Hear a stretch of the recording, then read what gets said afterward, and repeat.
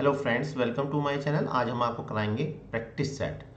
इससे पहले हम एक प्रैक्टिस सेट कर चुके हैं। अगर वो आपने अभी नहीं किया तो उसको कर लीजिए। पिछले प्रैक्टिस सेट से आपको पता चल गया होगा कि ग्रुप थ्योरी के एमसीक्यू करने के लिए इसकी थ्योरी हमें अच्छे से आनी चाहिए, यानी जितने भी स्टेटमेंट हैं वो हमें अच्छे से समझे हुए होने चाहिए, तभी हम इसके एमसीक्यू को बहुत अच्छे से कर सकते हैं। तो अगर आपने अभी थ्योरी इसकी अच्छे से नहीं पढ़ी है तो पहले मेरे 1 से लेकर 6 तक के जो पार्ट है जिसमें मैंने थ्योरी कराई है तो उसे आप अच्छे से देख लीजिए, जिससे आपकी जो थ्योरी है वो स्ट्रॉन्ग हो जाए। और जब थ्योरी स्ट्रॉन्ग होगी तो एमसीक्यू करने में आपको कोई प्रॉब्लम नहीं होगी और आप बहुत सारे एमसीक्यू डायरेक्ट कर सकते हैं। मैं एसपी सैनी, आपका हमारे चैनल पर स्वागत है। तो चल करते हैं वीडियो को शुरू। तो लीजिए सबसे पहला क्वेश्चन यानी कि 31वां क्वेश्चन, क्योंकि 1 से लेकर 30 तक के जो क्वेश्चन है वो हम इससे पहले वाली वीडियो में देख चुके हैं।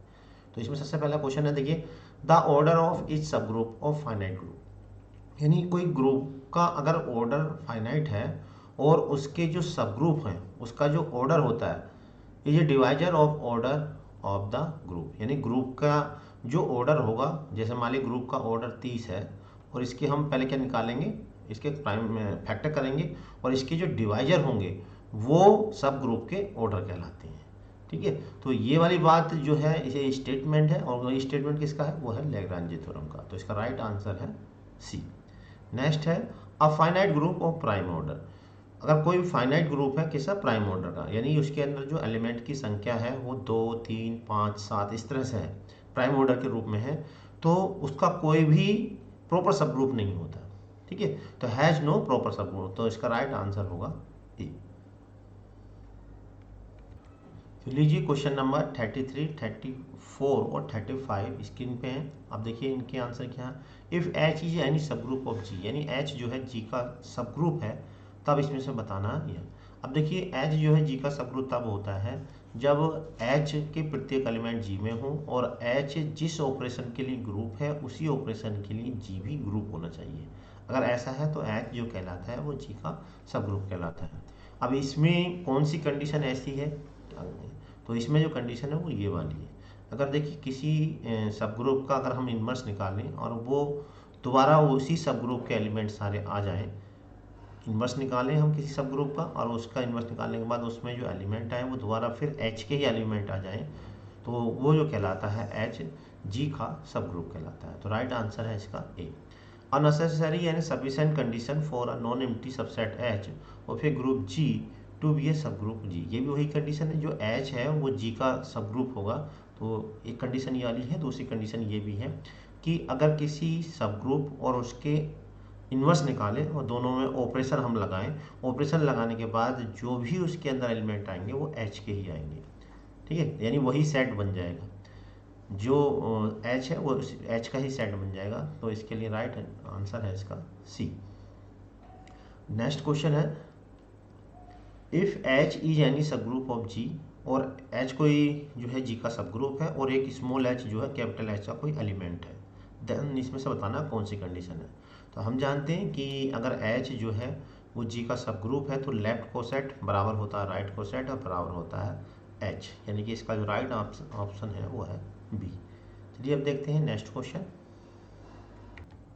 क्वेश्चन नंबर 36 स्क्रीन पे है। क्वेश्चन नंबर 36 क्या है, a subgroup N of a group G is a normal subgroup of G if N only. देखिए जो सब ग्रुप होता है उसी को हम नॉर्मल सब ग्रुप कहते हैं। तो उसकी कंडीशन है, बहुत सारी कंडीशन है, तो उनमें से एक कंडीशन इसमें से है, क्या है, each left coset of N in G is right coset of N in G. यानी कि कहने का मतलब यह है कि अगर इसका हम लेफ्ट कोसेट राइट कोसेट निकालें और ये लेफ्ट कोसेट यानी कि जी के किसी एलिमेंट की सब ग्रुप से मल्टीप्लाई करें, प्रत्येक एलिमेंट से जी के किसी एलिमेंट की सब ग्रुप के प्रत्येक एलिमेंट से मल्टीप्लाई करें, लेफ्ट से करें और उसके बाद फिर राइट से करें, अगर ये दोनों सेम आ जाए, ठीक है, अगर ऐसा आता है तो तब जो वो सब ग्रुप है वो नॉर्मल सब ग्रुप कहलाता है। तो इसे हम बोलते हैं लेफ्ट कोसेट, यानी लेफ्ट कोसेट ये वाला हो गया, in G is right coset, right coset हो गया ये वाला, इन जी। तो इसका राइट आंसर है बी। यहाँ पे एक और कंडीशन है, a subgroup N of a group G is a normal subgroup of G if N only. देखिए ये एक और कंडीशन है, जैसे वहाँ कंडीशन थी, एक और कंडीशन है कि एन अगर सब ग्रुप है जी का तो एन नॉर्मल सब ग्रुप हो जाएगा। कब हो जाएगा, अगर इसकी हम जो है product of two right coset, यानी एक ये करा हमने प्रोडक्ट राइट कोसेट का और एक दूसरा ये करा product of two right coset in G is right coset of N in G. अगर ये ऐसा हो तो product of two right coset अगर किसके बराबर हो, right coset of N in G, तो उसको जो कहलाता है एन जो सब ग्रुप है वही नॉर्मल सब ग्रुप कहलाता है। तो इसका राइट आंसर है ए। तो देखिए ये क्वेश्चन नंबर जो 37 है, अगर आपको नहीं दिख रहा है तो मैं थोड़ा साइड से हो जाता हूँ जिससे आपको पूरा दिख जाए। तो मैं समझता हूँ अब आपको ये पूरा क्वेश्चन दिख गया होगा, तो इसको आप देख लीजिए, शायद मेरे पीछे ही थोड़ा सा क्वेश्चन आ गया था, तो मैं साइड से हो गया हूँ। आप चलिए देखते हैं नेक्स्ट क्वेश्चन, क्वेश्चन नंबर 38। तो लीजिए क्वेश्चन नंबर 38 आपकी स्क्रीन पे आ गया। 38, 39 और 40, तो यहाँ पे 3 क्वेश्चन है, डायरेक्ट हमें टिक करने। जैसा कि मैंने बताया था कि आपके स्टेटमेंट और जो थ्योरम है वो हमेशा याद भी होनी चाहिए और समझी भी होनी चाहिए। अगर है तो आप डायरेक्ट टिक कर सकते हैं। जैसे एवरी सब group of an abelian group, तो प्रत्येक सब ग्रुप जो होता है अबेलियन ग्रुप होता है। कब होता है, इसकी एक कंडीशन है। तो एवरी सब group of an abelian group, यानी कि कोई सब ग्रुप अबेलियन ग्रुप का होता है हमेशा नॉर्मल सब ग्रुप। तो राइट आंसर है इसका डी। नेक्स्ट है every quotient group of cyclic group is. तो every quotient group of cyclic, quotient group क्या होता है, क्वोशिएंट ग्रुप क्या होता है, अगर एच कोई सब ग्रुप है और जी कोई ग्रुप है, ठीक है, तब एच अपॉन जी को हम क्वोशिएंट ग्रुप कहते हैं। जी क्या कोई ग्रुप है और एच क्या है सब ग्रुप है, तब एच अपॉन जी, एच अपॉन जी, इसको हम क्या बोलते हैं, क्वोशिएंट ग्रुप कहते हैं, ठीक है। और ये जो क्वोशिएंट ग्रुप अगर ग्रुप की जगह साइक्लिक ग्रुप है तब ये हमेशा साइक्लिक ग्रुप ही होगा। तो इसका राइट आंसर है A, cyclic group. Every quotient group is, तो प्रत्येक जो क्वोशिएंट ग्रुप होता है यानी इस टाइप का है तो वो क्या होता है, राइट आंसर है इसका सी, अबेलियन ग्रुप। प्रत्येक क्वोशिएंट ग्रुप जो होता है वो हमेशा अबेलियन ग्रुप होता है। चलिए देखते हैं नेक्स्ट क्वेश्चन। देखिए नेक्स्ट क्वेश्चन आपकी स्क्रीन पर है, ये है 41 क्वेश्चन। तो ये था आपका 40, अब 41। देखिए ये भी स्टेटमेंट है सीधा। Suppose G and G dash are two group, G and G dash two group है, composition in each being denoted by multiplicative, और कोई मल्टीप्लिकेटिव एक कंपोजिशन है, वो कैसे है, जी से जी में, जी इंटू जी डैश। ये है कि function of A B equal to function of A into multiplication का मतलब बीच में डॉट है function of B, G set to B. तो ऐसा किस में होता, कौन सी कंडीशन है, होमोमॉर्फिज्म की, इंडोमॉर्फिज्म, आइसोमॉर्फिज्म, ऑटोमॉर्फिज्म। तो यहाँ पर देखिए जैसा कि हमने बताया था ये जो कंडीशन होती है वो होती है होमोमॉर्फिज्म। तो राइट आंसर हो गया इसका ए।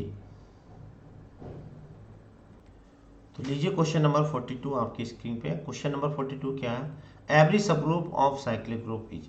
तो प्रत्येक सब ग्रुप जो होता है वो साइक्लिक ग्रुप का क्या होता है, तो इसका जो राइट आंसर है वो है नॉर्मल सब ग्रुप। प्रत्येक सब ग्रुप किसी भी साइक्लिक ग्रुप का नॉर्मल सब ग्रुप होता है, तो इसका राइट आंसर है ए।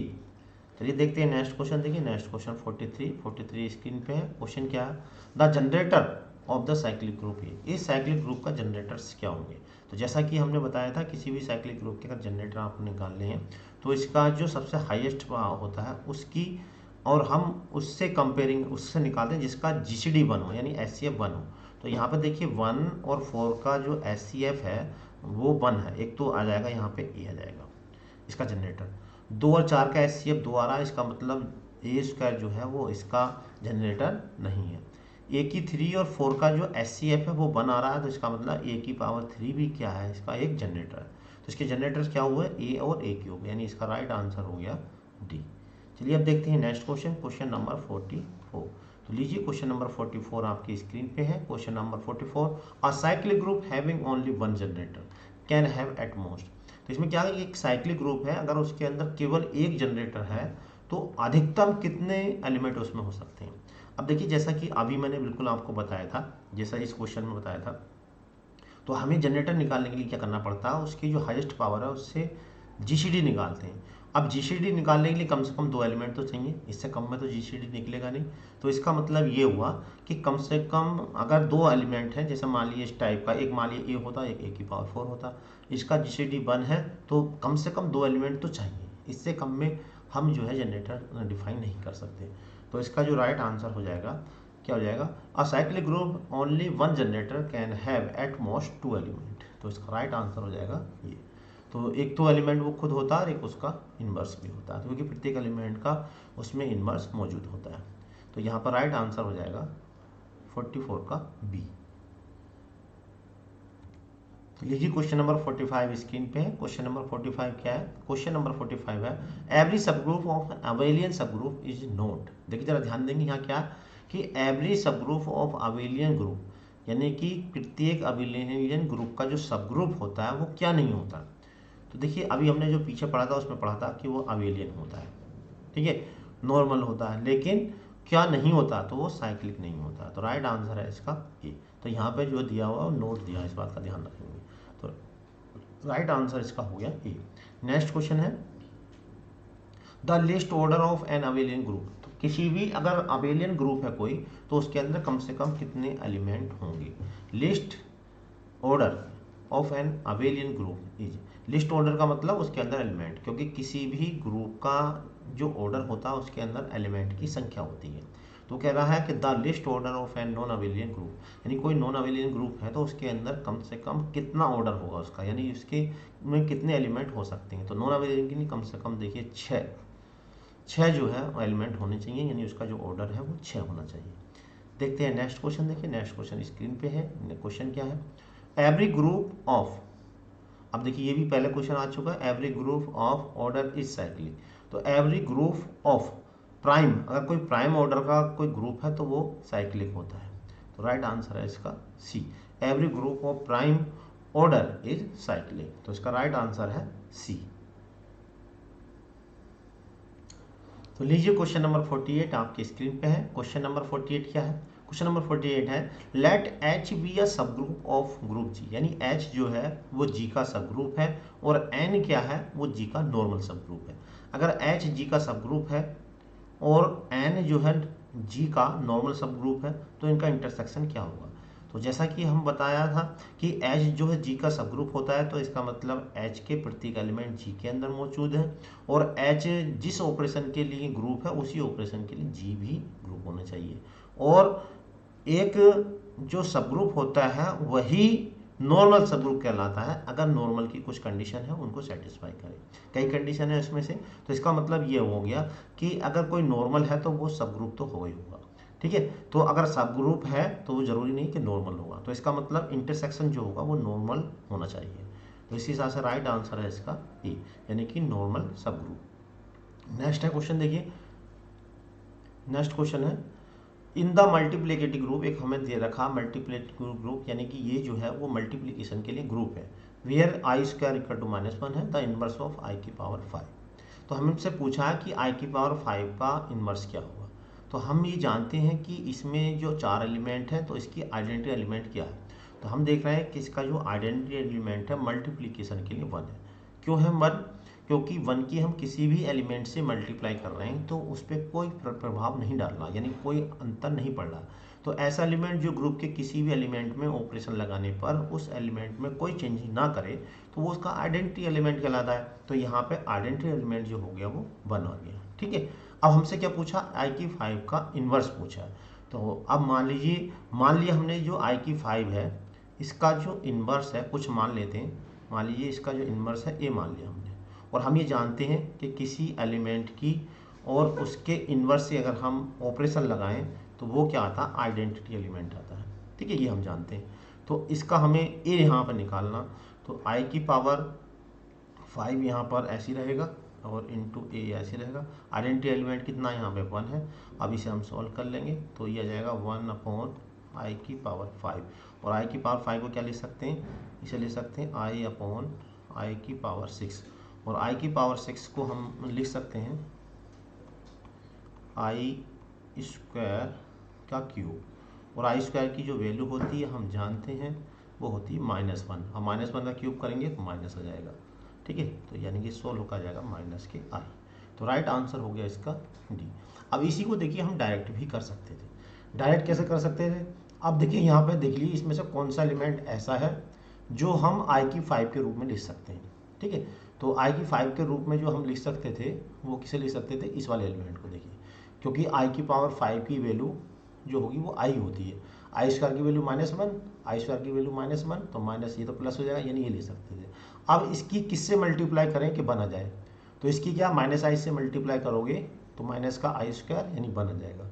तो जो -i हो गया वो इसका आइडेंटिटी एलिमेंट हो गया। तो यहाँ पे मैं दिखा देता हूँ, देखिए इस तरह से भी आप इसको कर सकते थे। ये तो फॉर्मूले से हो गया, और इस तरह से भी, हाँ ये फॉर्मूले से कर दे, ये इस तरह से हम कर सकते थे। यानी ऐसे एलिमेंट से मल्टीप्लाई कर लो जिसके मल्टीप्लाई करके आइडेंटिटी एलिमेंट आ जाए, ठीक है। तो इस तरह से भी हम इसको कर सकते हैं। चलिए देखते हैं नेक्स्ट क्वेश्चन। देखिए नेक्स्ट क्वेश्चन आ गया है स्क्रीन पे। क्वेश्चन क्या है? क्वेश्चन है every element of group G has its own inverse, यानी प्रत्येक एलिमेंट जो होता है ग्रुप का वो अपना इन्वर्स होता है। हैज इट्स ऑन इन्वर्स यानी कि उसका स्वयं का इन्वर्स होता है। तो इस तरह का जो ग्रुप होता है उसे हम क्या कहते हैं? तो इस तरह का ग्रुप को हम कहते हैं अभिलेख ग्रुप। अगर देखिए प्रत्येक एलिमेंट स्वयं का इन्वर्स हो तो इस तरह का जो ग्रुप कहलाता है वो कहलाता है अभिलेख ग्रुप। तो चलिए देखते हैं अब नेक्स्ट क्वेश्चन। तो चलिए अब देखते हैं क्वेश्चन नंबर 51। देखिए क्वेश्चन नंबर 51 क्या है? ए बी किसी समूह जी के दो अवयव हैं, यानी कि if A and B are two element of group G इस प्रकार है सच डेट ए की पावर 4 इक्वल टू ई, यानी ए की पावर 4 जो ई है, एंड ये कंडीशन दे रखी है B A B inverse equal to A square. तो इनमें से बताना कौन सा रिलेशन सही है, ठीक है।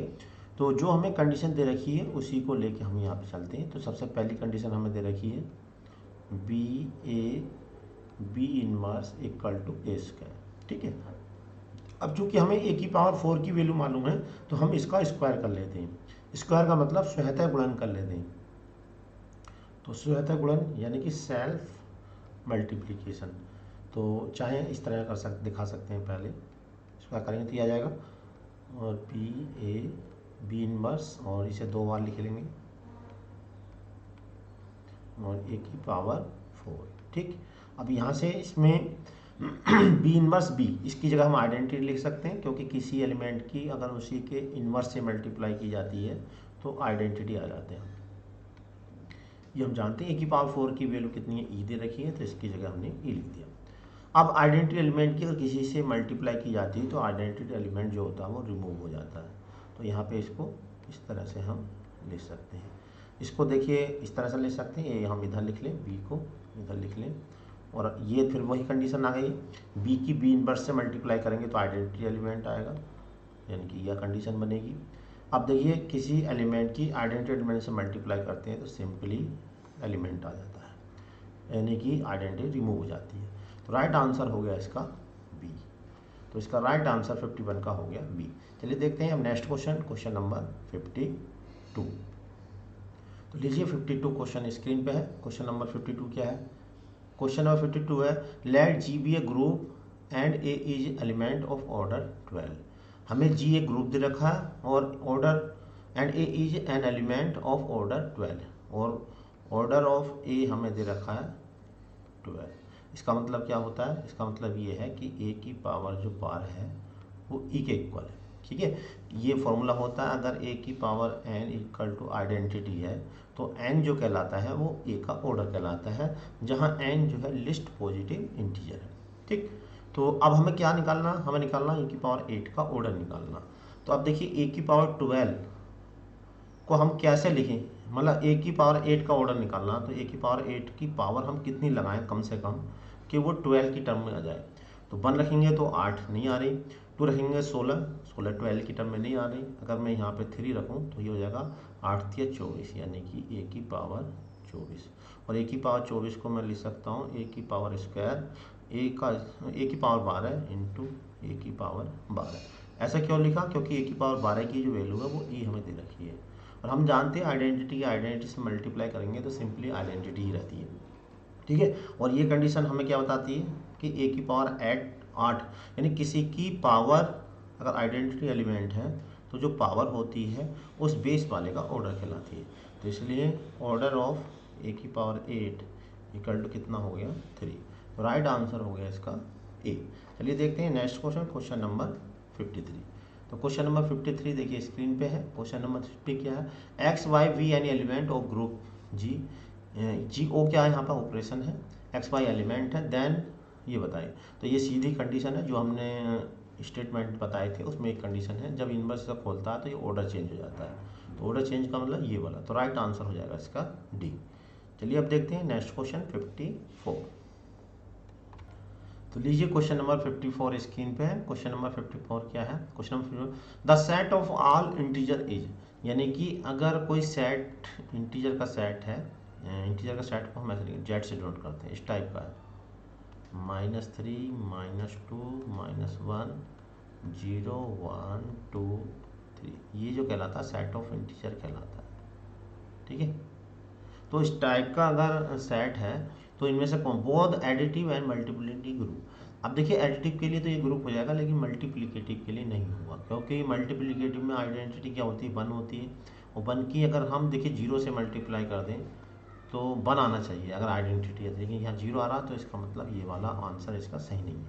मल्टीप्लिकेटिव बट नॉट एडिटिव, तो मल्टीप्लिकेटिव तो है ही नहीं, additive group but not multiplicative group, तो इसका राइट आंसर हो जाएगा सी। अब यही क्वेश्चन यहाँ हिंदी में दे रखा, तो एडिटिव तो होता है क्योंकि 0 इसकी एडिटिव आइडेंटिटी हो जाएगी, 0 किसी में भी आप प्लस करेंगे तो उस एलिमेंट पर कोई भी प्रभाव नहीं डालेगा। ठीक है, तो 0 क्या हो गई इसकी आइडेंटिटी एलिमेंट। और प्रत्येक एलिमेंट का इन्वर्स देखिए यहाँ पे -1 का +1 -2 का +2, क्यों? क्योंकि किसी एलिमेंट को उसी में ऑपरेशन लगाने पर आइडेंटिटी अगर आती है तो वो उसका इन्वर्स कहलाता है। तो यहाँ पे 0 क्या है, एडिटिव आइडेंटिटी। ठीक, और किन्हीं दो एलिमेंट में अगर हम यहाँ प्लस करें तो सोल्व हो गया, इसी का एलिमेंट आ जाएगा, तो क्लोजर भी है, एसोसिएटिव भी सेटिस्फाई होगी, तो इसलिए क्या हो गया इसका right answer additive group but not multiplicative group. चलिए देखते हैं नेक्स्ट क्वेश्चन। देखिए नेक्स्ट क्वेश्चन आ गया है स्क्रीन पे 55 क्वेश्चन।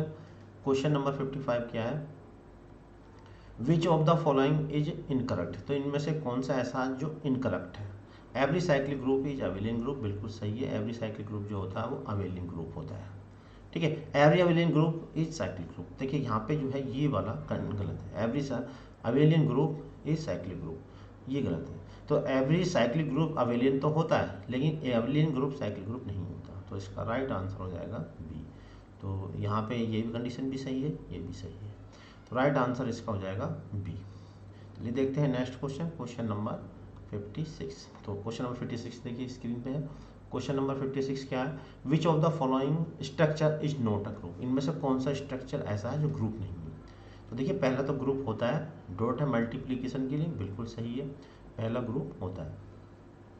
ये भी ग्रुप है क्योंकि देखिए इसमें आइडेंटिटी एलिमेंट भी 1 की -1 से मल्टीप्लाई करेंगे तो -1 ही आएगा। ठीक, लेकिन ये वाला जो है ग्रुप नहीं है, क्यों? क्योंकि इसमें आइडेंटिटी एलिमेंट एग्जिस्ट नहीं करता, आइडेंटिटी एलिमेंट एग्जिस्ट नहीं कर रहा, क्योंकि अगर 1 इसकी आइडेंटिटी है और इसमें हम प्लस करेंगे -1 में तो 0 आ रहा, तो यानी कि इस पर फर्क डालना, तो आइडेंटिटी एलिमेंट इसमें नहीं है, तो इसका राइट आंसर हो गया सी। चलिए देखते हैं अब नेक्स्ट क्वेश्चन 56 के बाद आता है क्वेश्चन नंबर 57। तो लीजिए 57 क्वेश्चन आपकी स्क्रीन पे है। 57 क्वेश्चन क्या है, if G G dash is a homomorphism of group G into group G dash with kernel K then K is. अब देखिए ये थ्योरम है, अगर जी से जी डैश में कोई होमोमॉर्फिज्म है विद कर्नल के, जो कर्नल होता के वो नॉर्मल सब ग्रुप होता है, के is normal subgroup of जी, तो इसका राइट आंसर हो जाएगा सी। अब देखते हैं नेक्स्ट क्वेश्चन, क्वेश्चन नंबर 58। तो लीजिए क्वेश्चन नंबर 58 आपकी स्क्रीन पे आ गया है। क्या है क्वेश्चन? क्वेश्चन नंबर 58 है, from following set the group under the indicated operation is, यानी कि यहाँ पर 4 ग्रुप हमें दे रखे हैं, तो इसमें बताना है कि निम्न में से कौन सा, फ्रॉम फॉलोइंग सेट यानी कौन से, इनमें सेट दे रखे हैं 4 हमें, और इन चारों सेट में से कौन सा ग्रुप की फॉर्म में, तो ग्रुप की फॉर्म में वो होगा जो ग्रुप की सभी कंडीशन को सेटिस्फाई करे। तो यहाँ पे देखिए पहला जी 1 3 7 9 मॉड्यूलो 10 है, मल्टीप्लिकेशन है, यहाँ पे ये मल्टीप्लिकेशन का है। ठीक है, मल्टीप्लिकेशन के लिए 10 मॉड्यूलो है, हमें बताना है कि ग्रुप है या नहीं है। ठीक है, दूसरा है ये प्लस, दूसरा जो है वो मल्टीप्लिकेशन के लिए, तीसरा है इस तरह से दे रखा है इंटीजर का सेट है और उनका जो डिफरेंस है वो मल्टी इसके अंदर आना चाहिए, और चौथा है A2 क्रॉस 2 का एक मैट्रिक्स है। तो यहाँ हम बता दें, देखिए जी जो होता है ये तो ग्रुप कहलाएगा, लेकिन अगर यहाँ पे मल्टीप्लाई की जगह अगर प्लस होता तो ये भी ग्रुप होता है। इसमें आइडेंटिटी एलिमेंट नहीं मिलेगा, क्योंकि जब डिफरेंस करोगे तो आइडेंटिटी एलिमेंट इसमें नहीं मिलेगा, क्योंकि जैसे मान लीजिए सेट ऑफ इंटीजर अभी हमने बताया था 0 होता है, 0 आइडेंटिटी एलिमेंट होगा, ठीक है। अब हम 0 में से 2 को माइनस करेंगे तो -2 आ रहा, कोई फर्क नहीं डालना, लेकिन इसमें से ये माइनस करेंगे, 0 में से -2 को माइनस करोगे तो ये प्लस हो जाएगा, और -2 में से जब 0 प्लस करोगे, 0 को माइनस करोगे तो -2 आएगा। तो इसका मतलब आइडेंटिटी एलिमेंट इसमें एग्जिस्ट नहीं कर रहा। और ये 2 cross 2 over positive real number है, तो इसमें ग्रुप की कंडीशन सेटिस्फाई नहीं होगी। तो इसका जो राइट आंसर है वो है ए। तो यहाँ मैंने सॉल्व करके दिखाया, आप यहाँ से देख सकते हैं। जैसे देखिए ये हमने मॉड्यूलो 10 के लिए किया, तो यहाँ पे ग्रुप की सभी कंडीशन सेटिस्फाई हो रही हैं, यानी आइडेंटिटी एलिमेंट भी है। देखिए ये ई हो गया, आइडेंटिटी एलिमेंट हो गया। अब यहाँ पे जो है एसोसिएटिव भी है, देखिए यहाँ मैंने एसोसिएटिव लॉ करके दिखाया, ठीक। और इन्वर्स भी है, यहाँ पर देखिए 3 का जो इन्वर्स, ये आइडेंटिटी के सामने वाला जो होता है ये इन्वर्स कहलाता है। तो 3 का इन्वर्स हो गया 7, इसी तरह से यहाँ पर देखिए 7 का इन्वर्स हो गया 3, और यहाँ पर एक 9 का जो इन्वर्स है वो 9। तो प्रत्येक एलिमेंट का इन्वर्स भी है, आइडेंटिटी एलिमेंट भी है, एसोसिएटिव भी सेटिस्फाई हो रहा, और जितने भी एलिमेंट हैं वो सभी इस ग्रुप के भी हैं। तो इसका मतलब ये जो है ग्रुप है, ये वाला, बाकी और कोई भी ग्रुप नहीं है। तो राइट आंसर हो गया इसका ए। चलिए अब देखते हैं नेक्स्ट क्वेश्चन, क्वेश्चन नंबर 59। तो लीजिए 59 क्वेश्चन आपकी स्क्रीन पे आ चुका है। तो क्वेश्चन नंबर 59 क्या है? The coset decomposition of multiplicative group respect to its subgroup. तो हमें क्या बताना है इसमें से कि एक ये हमारे पास ग्रुप है और दूसरा क्या है, एक सब ग्रुप है। तो हमें बताना है कि इनमें से कौन से साइट जो है वो जो है डिकम्पोजिशन और मल्टीप्लिकेटिव के लिए इसके मतलब कोसेट है। तो कोसेट हम जानते हैं कि अगर हम इसकी जो जी के प्रत्येक एलिमेंट की एच के प्रत्येक जी के एक एलिमेंट की प्रत्येक एलिमेंट से मल्टीप्लाई करें, और मल्टीप्लाई करने के बाद जो सेट आएगा वो सभी जो कहलाएंगे वो कोसेट कहलाएंगे। तो पहले देखिए हम 1 से मल्टीप्लाई करते हैं, तो चाहे आप लेफ्ट से कर लें चाहे राइट से, किसी एक से आप कर लें। तो H1 पहले क्या निकल कर आएगा जब हम 1 से मल्टीप्लाई करेंगे, तो H1 हमारे पास आएगा, 1 की 1 से करेंगे तो 1, और -1 से करेंगे 1, ये आएगा। दूसरा क्या आएगा इसका कोसेट, H1 का मतलब हो गया HA, H1 का मतलब क्या हो जाएगा HA, ए का मतलब है ये वाला एलिमेंट, ये A मान लो, इसको B मान लो, इसको C और इसको D, ठीक है। दूसरा अब हम H2 निकालेंगे, यानी कि हम B से -1 से मल्टीप्लाई करेंगे, -1 आ जाएगा, ये +1 हो जाएगा। भाई इसको हम सिंपली यूँ भी लिख सकते हैं, तो 1, 1। कहने का मतलब ये है H1 H2 तो बिल्कुल सेम है। अब H3 की बात करते हैं, यानी तीसरा राइट कोसेट निकालते हैं। अब किससे मल्टीप्लाई करना, I से मल्टीप्लाई करना।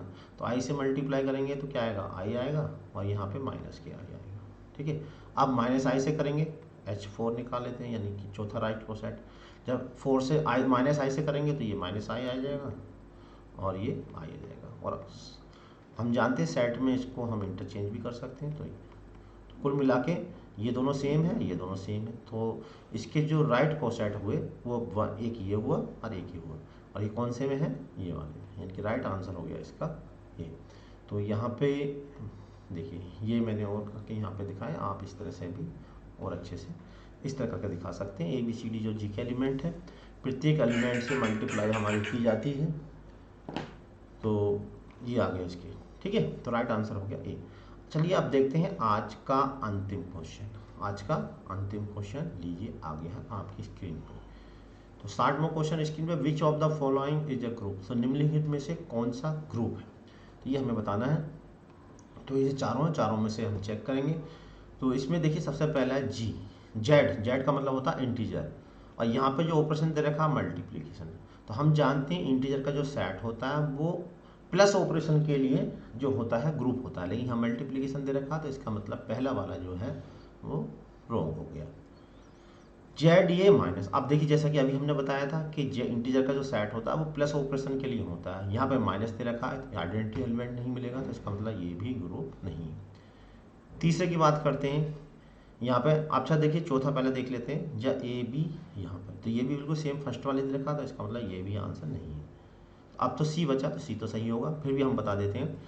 आर क्या है, रियल नंबर का सेट है, और कैसा है, ए भी पॉजिटिव है, आर प्लस का मतलब पॉजिटिव। तो हमें बताना है कि ग्रुप है या नहीं है।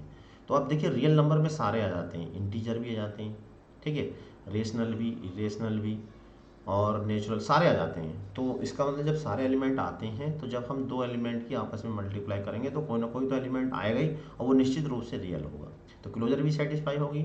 एसोसिएटिव भी कोई ना कोई एलिमेंट लेकर आ जाएगा, क्योंकि जब सभी एलिमेंट है और जब सभी टाइप के एलिमेंट है तो आइडेंटिटी एलिमेंट भी होगा उसके अंदर, प्रत्येक एलिमेंट का इन्वर्स भी मौजूद होगा।